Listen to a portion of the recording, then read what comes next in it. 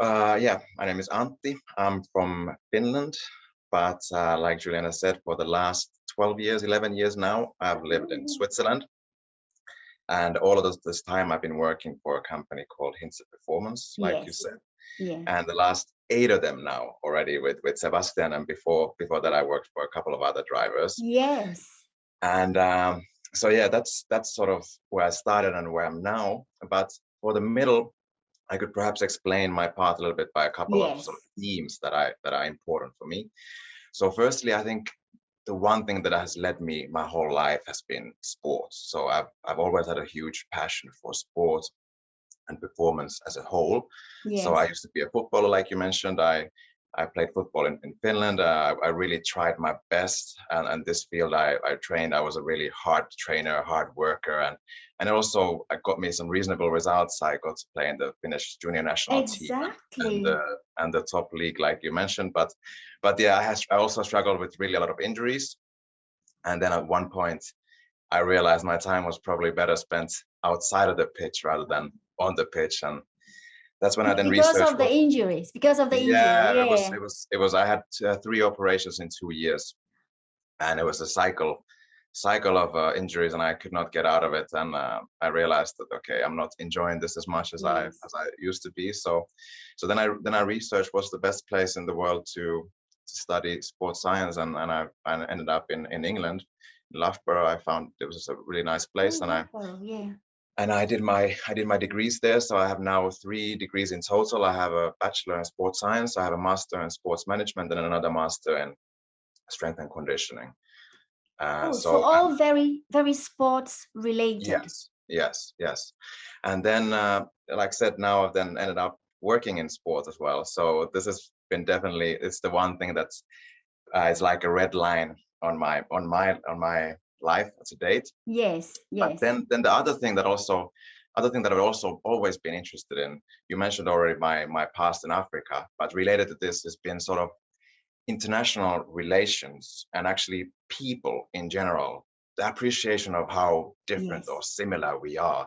Because like I said, I I was love 3 years that. old. I was 3 years old, me too, when we moved as a family to Africa. So I've been lucky with my family. We've gone to several places, and I've got to experience different lifestyles, different people, different cultures, understand the needs of different people in different countries, I how love they're very much it. similar, but then also in some places different, and how people view life differently. And yeah, we also had a real lot of international guests at our home.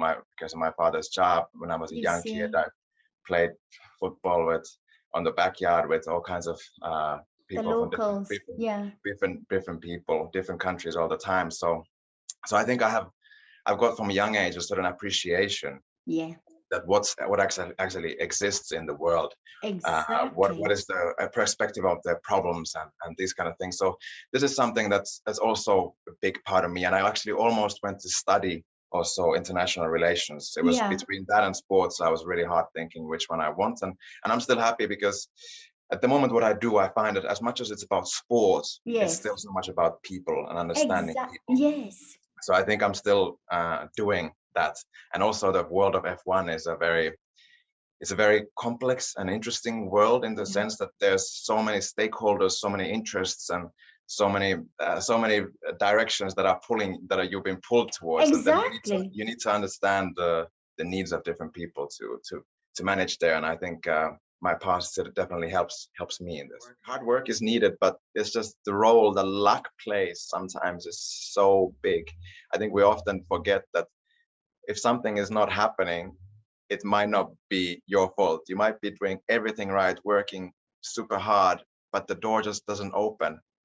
But maybe there's some other door that then opens, you know. So it's just that Oh yeah. luck is such a. It was Jason Fried, I've been thinking of in a podcast that I heard. He read it. He said it so well that I think people underestimate the role of luck. This doesn't mean that we shouldn't work hard, but it's still you need it. You need it that the door opens. So And when you mentioned at the beginning, you were lucky that Dr. Aki Hinsa approached you. I thought the same. Luck doesn't just come like that. You need to work also hard for it. So I oh, think For sure. You for sure worked hard for it too, because there must be a reason. You were at the... I don't by no means want to say that you don't need to work hard. You 100% need to work hard. But then, like, say if my dream had been always to become a performance coach in Formula One, if that had been the thing I want to aim for, it might not have happened because there's so few seats, there's so few places, there's not hardly anything, and then that there's a driver available who fits you. There's so many things that just might not happen. The world, it's just the door might not open, and it's not your fault. You may have done all the right things, and maybe something else that's, if you've done your work hard, you have a right structure, you have the right way of working and mentality, you wide knowledge, everything, something will open up. But whether it's that door, then that's a lot down to luck as well. What beautiful message. Thank you so much.